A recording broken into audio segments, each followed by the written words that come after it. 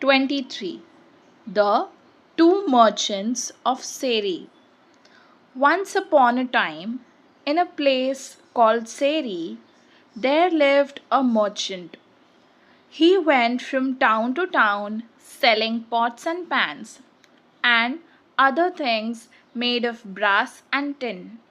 He traveled every day with another merchant who also sold brass and tinware. But this other man was greedy. When he sold something, he sold it at a very high price. But when he bought something, he tried to give as little as possible. When the two merchants went in a town, they divided the streets between them. Each one went up and down the streets he had chosen, calling tinware for sales, brass for sale. People came out to their doorsteps and bought or traded with them. Only after one merchant had finished his business on that street did the other one made his rounds there. In those days, people did not always use money to buy things. Sometimes they exchanged things of the same value.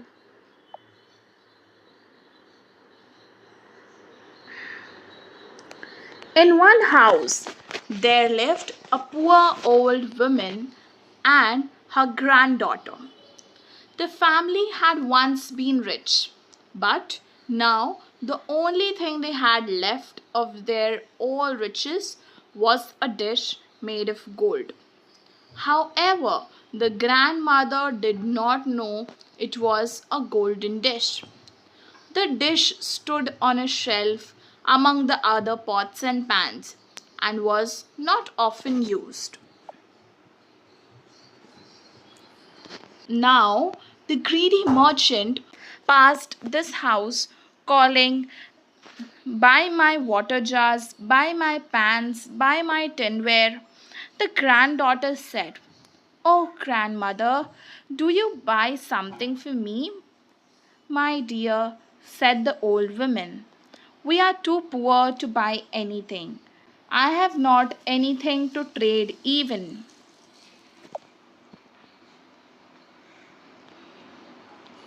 Grandmother, see, I have found this old dish among the other pots and pans on the shelf. We don't ever use it.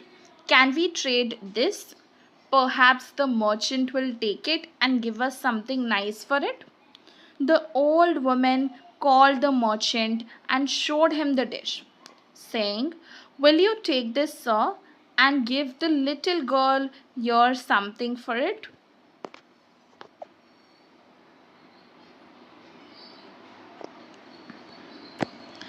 The greedy man took the dish and scratched its side with a needle.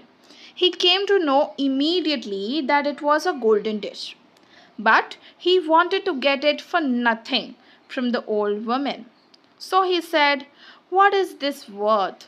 Not even a copper coin." He threw the dish on the ground and went away. The crafty merchant was planning to come back after some time and buy the dish for a few copper coins, as if doing a great favor to the old lady. After a while, the honest merchant finished the rounds of his streets and entered the street where the old lady lived. He passed her house calling, "Buy my water jars, buy my tinware, buy my brass." The little girl heard him and begged her grandmother to see what this merchant would give for the dish. "My child," said the grandmother, "the merchant who was just here threw the dish on the ground and went away. I have nothing else to offer in trade."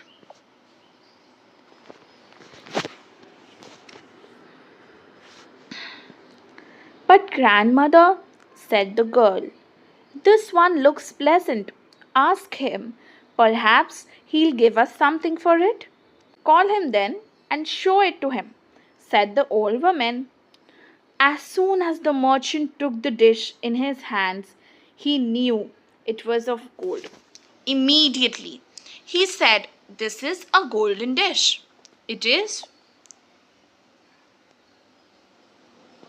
worth more than all my money and all my wares. I'll bring enough money tomorrow and then buy it from you." The old woman was greatly surprised. She was impressed by the honesty and goodness of the merchant. "Take this dish and give me the money tomorrow," she said.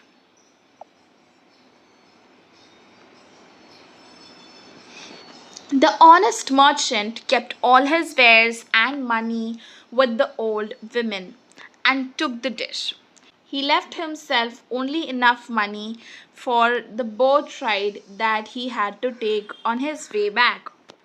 After some time, the greedy merchant went back to the house where he had seen the golden dish and said, "Bring that dish to me, and I will give you something for it."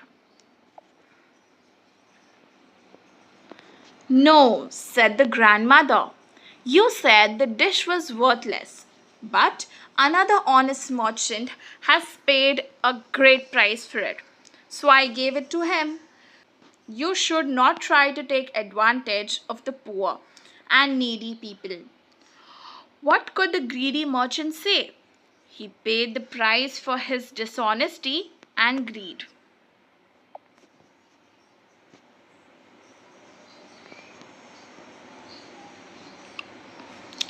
Students, this was our video for today. I hope that this video was helpful for you to read this chapter better. If it was, don't forget to hit the like button, subscribe to our channel for more such chapter reading videos, and I'll meet you in the next chapter reading. Bye.